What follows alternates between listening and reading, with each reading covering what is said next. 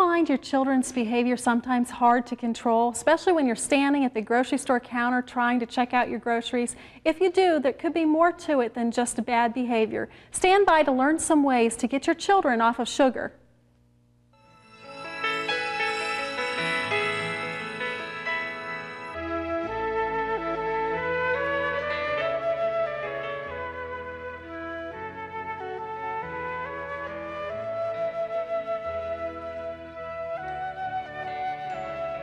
Hi, and welcome to Food for Thought. My name is Barbara Kerr, and I'm glad you've joined me today. Getting your kids off of sugar could be quite possibly much harder than finding a cure for cancer in this day and age. Everywhere you turn, there's sugar in food. And a lot of times we don't realize that sugar is doing a lot of damage, and it could be causing a lot of the behavioral problems in our children. I know for myself, several years ago when I was very ill, my son was sort of fending for himself between age 4 and 5, and I know that he was a great climber. He would come up to the counters and he would climb right up, and we had this, what we called the junk food counter cabinet at our house. He'd open that up and he would help himself to pretzels, all kinds of crackers.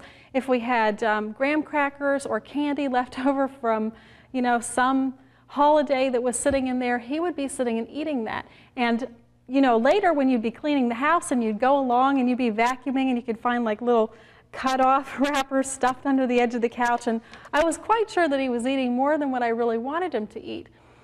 And when I decided that we really needed a diet change at our house, I had a very difficult time trying to figure out how do you change a child and yourself and your husband that's used to eating a diet that's really high in refined foods to one that has whole grains in it, that has a lot of fresh fruits and vegetables, one that doesn't have sugar in it. And I found that sugar was the hardest thing to replace in our family, especially when you have a 5-year-old that's used to getting anything that he wants to eat.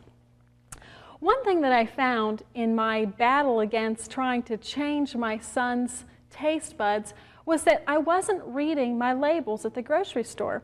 And for instance, I would be making peanut butter and jelly sandwiches each day, and I'd pick up the peanut butter, and I had never read the label before. And when I looked at it and realized that peanuts were the first ingredient, but sugar was the second ingredient, I was very amazed. And so that made me start to read ingredients and different things that we were doing. Today, I would like to share with you some of the things that I have found that have made it easier to make the change in my son's diet and ours at home. And I hope that I'll be able to show you some things that you can incorporate. I think a lot of times when we have kids that are difficult to control or they have a behavioral problem of some kind, we think that they're just being bad kids, when in fact it could be what we're putting into their mouth. And it doesn't mean that we're being bad as parents. It's just sometimes we give them things out of ignorance, or we just don't know what the alternatives are. So I just wanted to share with you some things that I've done today and some things that I've found that I think are really good. Now that my son is 7 and he's in school, I have to pack lunch for him every day, which is always a challenge to come up with something a little bit better. But I found that in the grocery stores, they're starting to become just a little bit more competitive with the health food stores. At least now I can go and on the shelf next to the rest of the fruit cups, there's this one called Fruit Naturals Cup, and if you read down at the bottom, it says, in fruit juices from concentrates. You want something that says no sugar added, but you want to make sure that it's not a NutraSweet product, because NutraSweet is also something now that is very questionable, and a lot of health professionals are coming out and saying that it causes a lot of problems. So I would really, myself, I don't feed my family any NutraSweet or eat it myself. So this is really great. It is made with peaches, water, pears, pineapple, pear, and pear juice from concentrate. And this is a much better alternative to put in your lunchbox than one that's in heavy syrup. So you need to read your labels. Another thing that we put in there is applesauce. And this is sweetened with concentrated apple juice. And you can get different kinds, but it's sitting right next to the one that is with all the sugar in it. So you need to be careful and make sure that what you're looking for is what you're getting. Juices. This is probably the single most offensive thing that we can put in our child's lunchbox and not realize what we're actually doing to their teachers that are trying to control them in the afternoon. look for a juice that is 100% juice. This is one that's cherry flavored. It's by Minute Maid, and it's a blend of pear, grape, apple, and cherry juices from a concentrate. And I have seen these little juice bottles out there that are, they're like clear bottles, and they're red and green and blue and purple and like every color in the rainbow. And you pick it up, and it is sugar, water, and then there's a bunch of preservatives. It's food coloring, and these things really have effect on our children. When I would let my child eat chocolate, he would literally, for hours afterwards, after one bite of chocolate, be bouncing off the wall, a behavior that was totally unbearable for me as a parent. And you find that you're disciplining them more, you're yelling at them more, they're getting in trouble, and it's not because they're bad kids, it's because of the chemical that's in some of the food that we give them. Chocolate, for instance, has theobromine in it, which is a stimulant that's much like caffeine. And it's really something that we shouldn't be putting in our children's mouths. We can use healthy carob fudge, or there are other recipes that you can use. Today I'm going to share 2 recipes with you, things that I have found. One is a breakfast cereal that my son just loves, and I've gotten raves from a lot of different people on it, something that will be better to replace. I did not bring a breakfast cereal this morning, other than there are some hot cereals that you can mix up in a fruit cup. This one is strawberry, banana, and 3 grain. Some of them taste better than others. You need to experiment. They have some boxed cereals that are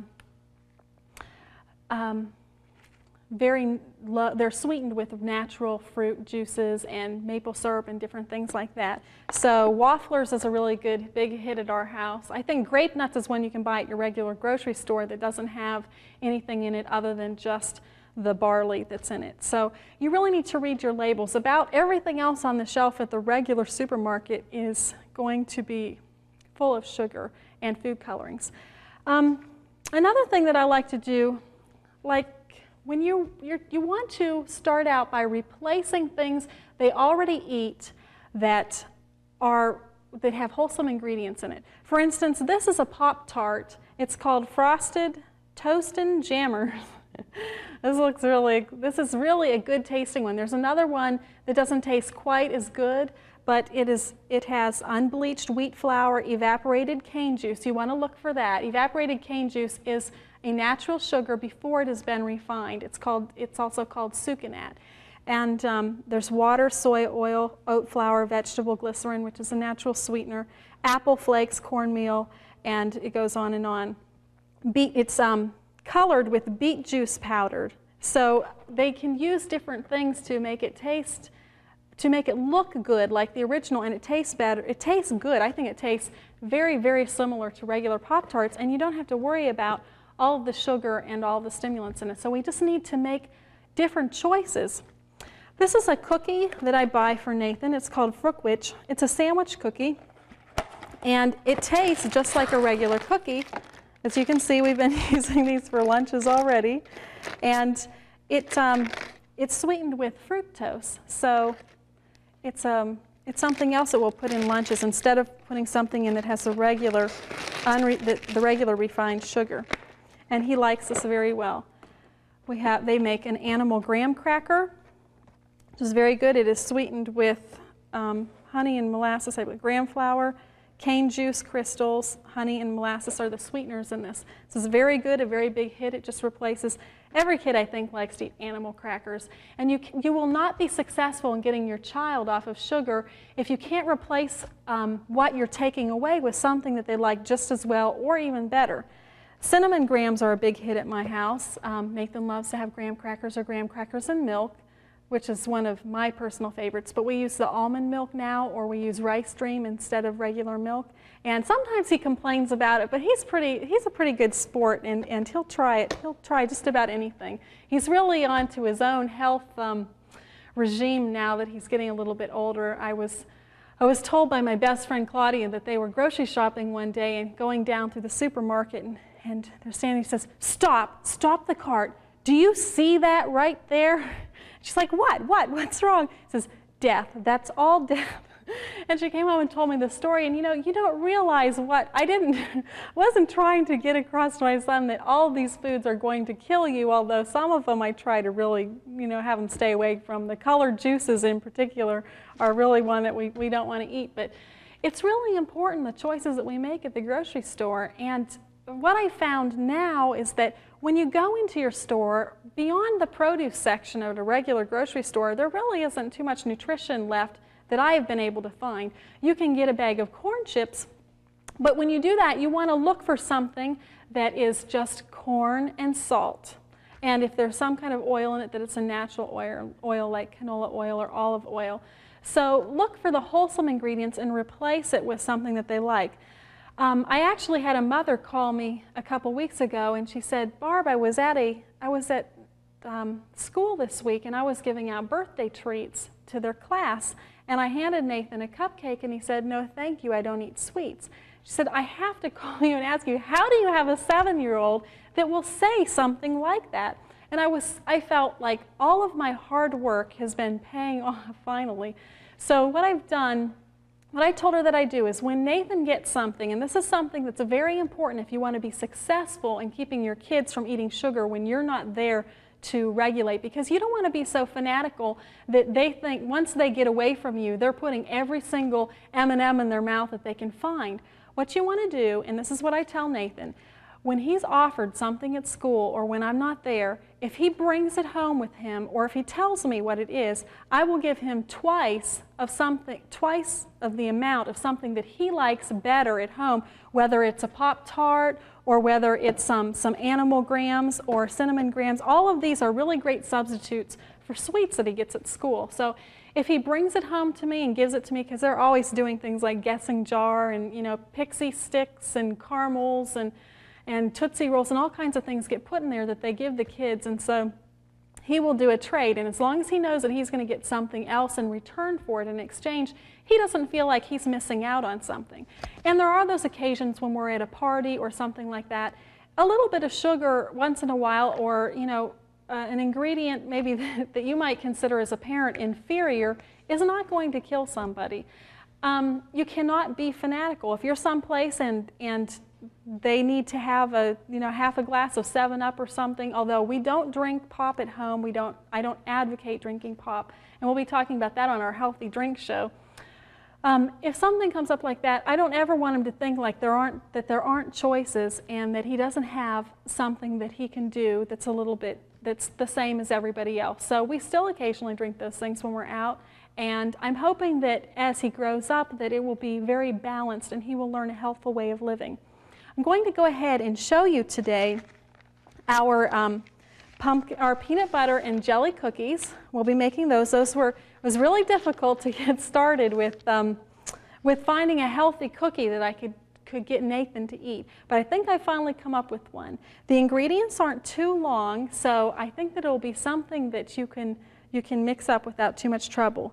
They are 1 cup pure maple syrup, 1 teaspoon pure vanilla, 3/4 teaspoon salt, 3/4 cup peanut butter, 1/4 cup water, 1 1/4 cup quick oats blended into flour, 2 cups whole wheat pastry flour, blackberry jam, blackberry all fruit jam. So what we're going to do is just get these out of the way, and we're going to, oh, I didn't show you our Jell-O before. There's also a Jell-O that you can use that you don't mix it up exactly the same. You don't put ice cubes in it. If you do, you'll ruin it. You've got to read the directions. But it firms up and it makes a really nice Jell-O, and they come in different flavors that you can give to your kids. It's really a great alternative to regular Jell-O. So we're going to mix up our peanut butter and jelly cookies. Just going to use this. The first thing we're going to do is turn our oats into oat flour. And if you have some quick oats, all you need to do is take them and put them into the blender, and that will mix them right into oat flour. We'll just put this in.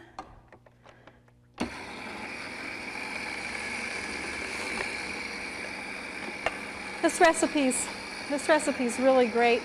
I find that not just the kids like this one.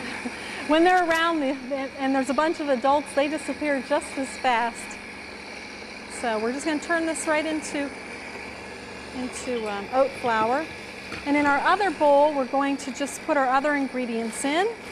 So our whole wheat pastry flour, whenever you mix up a cookie dough or a cake mix, you want to use whole wheat pastry flour. It's lighter, it will make your pastries and whatever you're making of a much nicer texture. We're going to put our salt, our vanilla, we have some water. It doesn't matter what order you put these ingredients in. We have our pure maple syrup. You don't want to use the Aunt Jemima's. You want to use the pure maple syrup. I get mine at Sam's Club because it's cheaper there, and it's about the only place I can afford to buy it. If you have one nearby, check that out for a place. We're going to put our peanut butter in. And I think our oat flour is about ready. These cookies are great. They freeze very well, so you can make them up ahead of time and just put them right into your freezer. When you do make them, you're going to want them to set up a little bit before you freeze them because of the jelly needs to set up, which takes about 24 hours. Okay, we're just going to see if I can get my beaters in today. I've been having trouble with those lately.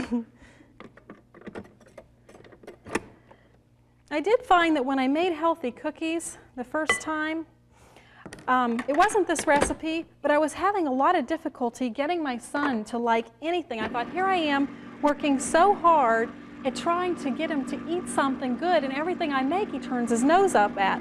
So I decided, I took a little, in desperation, I went one more step to get him off of sugar, and I removed every bit of sugar from his diet for 1 week.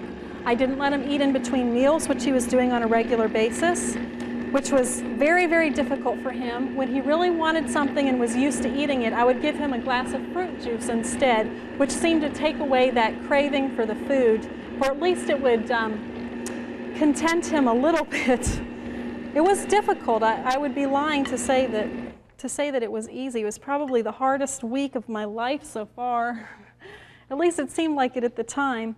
I was very close to giving in and giving him what he wanted because he would ask for it continually. When they're used to getting sugar, it's like an addiction of anything else. At least it was with him. So for 1 week, I went without giving him any sugar of any kind other than a natural fruit. You know, I'd cut up an apple or give him fruit juice. And after 1 week, on the 7th day, he quit asking me for candy. And it's so wonderful to not be hounded by your children for something. And anyone who's been a parent who, you know, has had them there begging, Mommy, please, please, please, you understand exactly what I'm talking about. So on the 7th day, Nathan quit asking for candy, and I was just absolutely in heaven.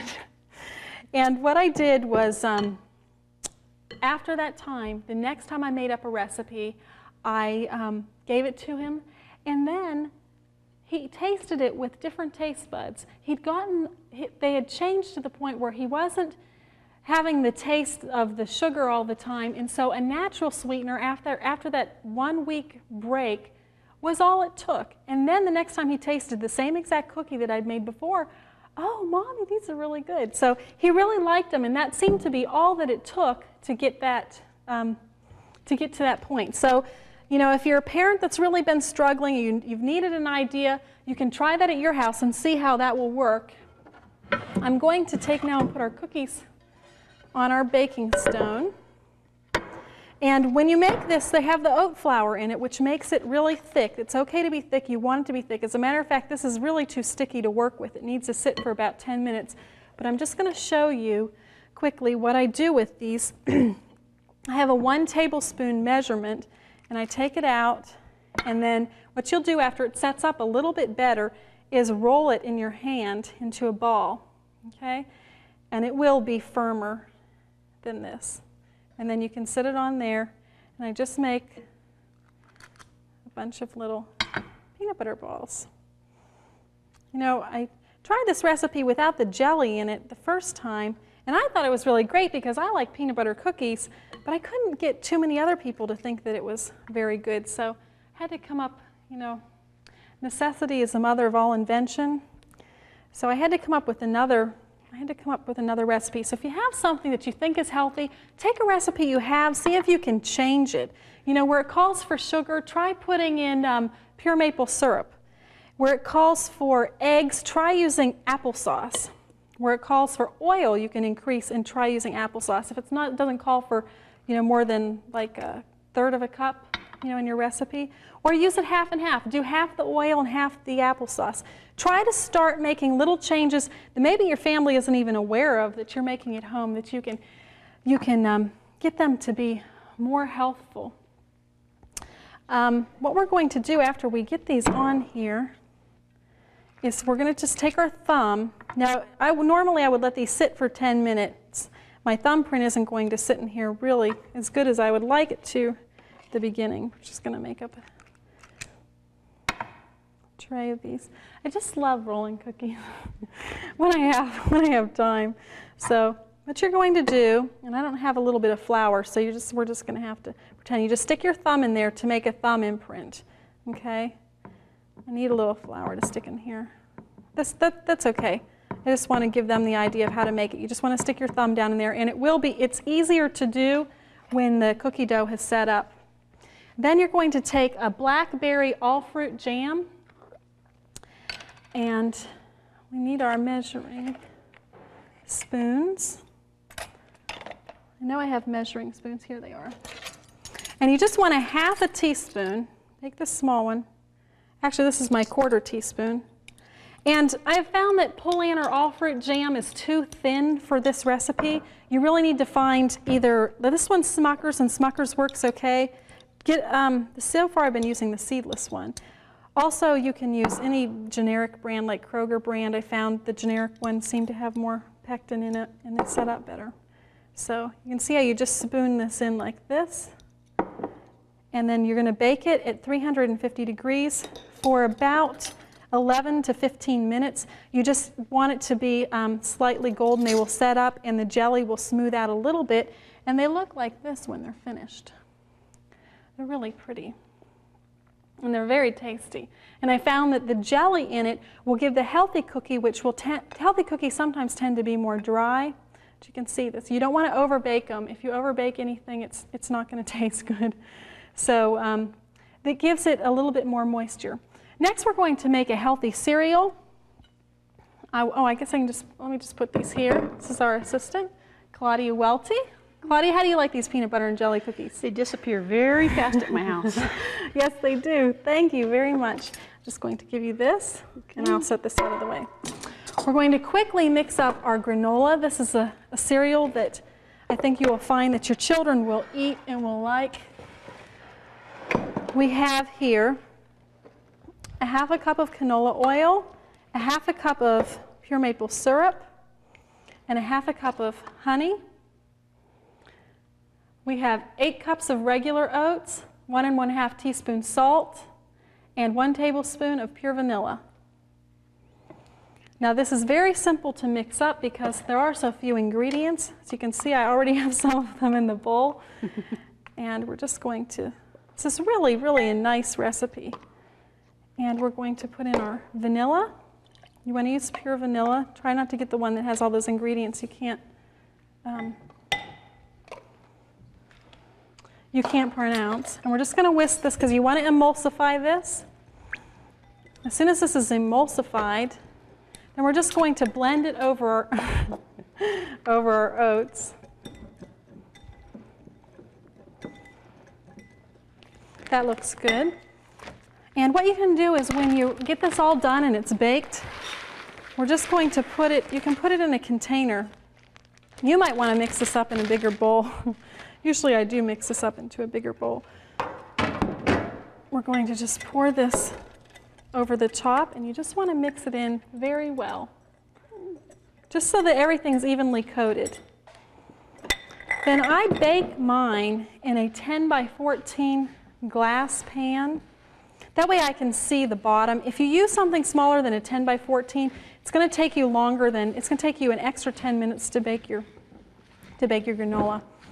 You're going to bake it at 350 degrees, and you're going to put it in your oven for 20 minutes, and then you're going to go and stir it. You want to stir it at the edges and from the underneath because it's going to stir. See, I told you I needed a deeper bowl. That's okay. We're used to eating off the counters around here. So you just want to stir this until it's well coated. I think I'm going to use my Foley fork here to be a little bit easier.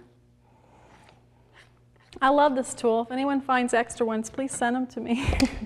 This is really great. I think I found this one at a yard sale. They just don't make them anymore. It's great for making cookies and anything that you need to mix up. So you want to coat this really well, and after the first 20 minutes when you check it, mix it up and then put it back in for 10 minutes. And when you come back the second time, you should have a nice color change. Some of them should be browner than others. So I think that looks good. And if you're going to want to put like a natural milk, you can use an almond milk that naturally makes. It's a really great milk. Yes, here it is. I'd like to show you. This is an excellent milk substitute. I really am happy with it. It's made with real almonds. They have some almond milks that are made with brown rice, but I don't think that they taste as good. What you're going to do is put this into your bowl, which I've already put into our baking bowl so that you can see. And it just has a nice texture. It's beautiful. You can see that they're starting to turn two different colors of brown. And that is our easy granola. We'll be back in one moment with a final thought. If you've enjoyed the recipes and cooking tips in this program, you'll want to order our Food for Thought resource sheet. We'll tell you how you can order the cookbooks you've seen used on this program, along with other information that will help you cook healthful, attractive vegetarian meals. For your free copy of our Food for Thought resource sheet, please write to us at Food for Thought, P.O. Box 220, West Frankfort, Illinois 62896, or call 618-627-4651. The Bible says, train up a child in the way he shall go, and when he's older, he will not depart from it. I want to say that when we do this, when we make the change for our kids and our family, the most important thing that we can do is to pray. We need to pray every day that God will help us to change our taste buds, help us to change our opinions about what we think is healthy, and help us as mothers. We have the most awesome responsibility in our family to our children and to our husbands to provide food for them that will help them when they go out into the world. Dr. Ted Brower says, our children's health is our responsibility. It's our country's most important asset. And I just want to leave you today with the thought that we love our kids, and there's nothing I would rather do than know that I've raised up Nathan in a way that he will be healthy the rest of his life. Thank you for joining me today.